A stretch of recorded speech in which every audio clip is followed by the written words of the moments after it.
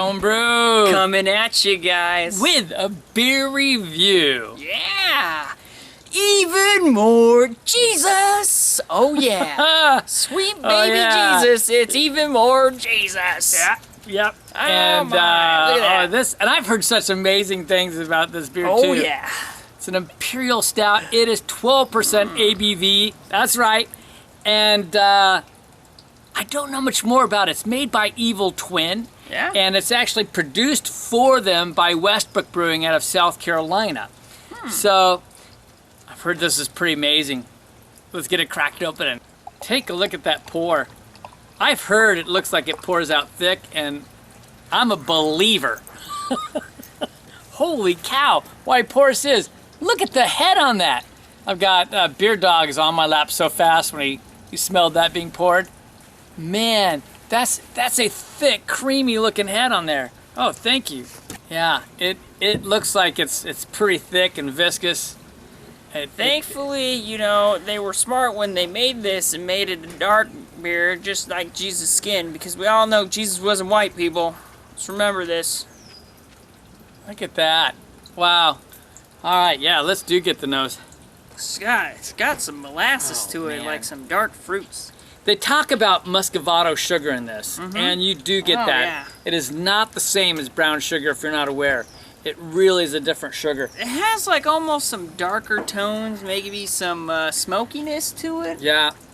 Yeah, it's like a dark chocolate. Smells deep and dense. Yeah, it really is. I think that you pick up just a hint of vanilla.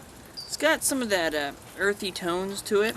We were working with concrete today. Our sniffers are just not pulling as much out as we'd expect. Yeah, there might be some lime in there, something. So I think we're gonna have to drink it to get the I think full so. effect. So cheers.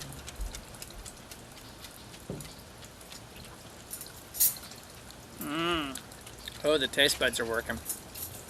Taste buds are working. And I did get some of those dark fruits in there.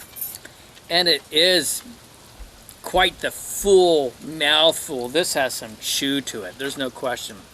I do get a little bit of an alcohol burn going down the back of my throat. Just remember, Jesus did make water into wine. He likes his alcohol. There is a lot of good chocolate on this. It's a dark chocolate, but I get more of a semi-sweet chocolate. The Nailed bittersweet. Nailed it, yeah. And it's it's a little bit A baker's chocolate. from what I was getting off the nose, it's a lot sweeter than I thought it was gonna be with those like dark fruits. And a lot of cocoa on this. Yeah, like it's interesting. It dries out on your mouth. I was not expecting It's that. almost in a raisin. You think like raisin? Yeah, you taste do to get it. a little bit of a raisin on I don't there. get like the molasses taste that I thought I was gonna get out of there. No, neither do I. It's a really, like I said, the chocolate is really, it dries out. So it's really very much like a baker's chocolate and a cocoa powder. Really tasty. God, that's different. And I was thinking I was getting earthy tones, but it's not very earthy. I'm just overwhelmed. How thick it is on the palate. And with the hot heat, it is warming it up quickly, but how much it dries out. And those interesting chocolate tones, I think that muscovado sugar really changes the complexity on this beer quite a bit. It's really enjoyable. I think Dad and I are gonna have to sip on this a little bit before we can give you even more review. I do. I think we're going to have to sip on it and then come up with something here. So we'll see in a bit. Well, we've got barbecue going. We're getting ready for a meal, and we've taken some time with this.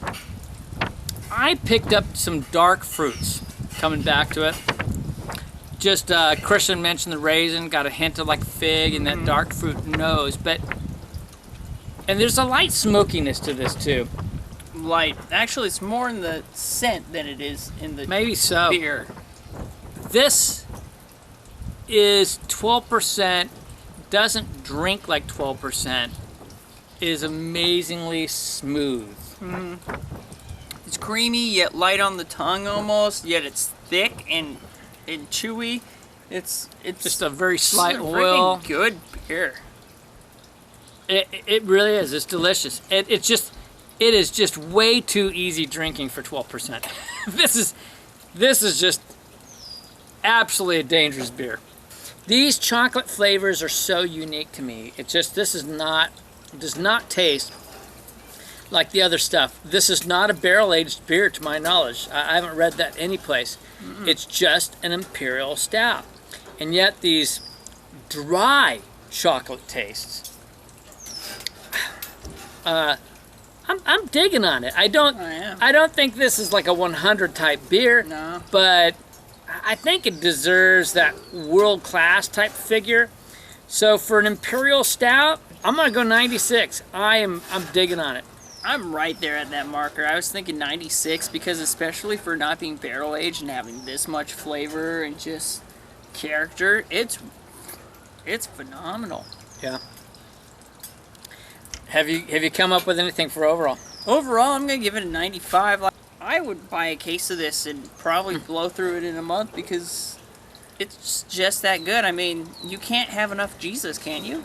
I'm telling you, and women couldn't have enough of it either. Because I tell you what, I think a lot of women that like chocolate would just dig on this. Be putty with this. One thing I do pick up is this kind of very slight earthy olive tone, which is still, I've had that with some aged Abyss. Abyss. Yeah, but it's just slight.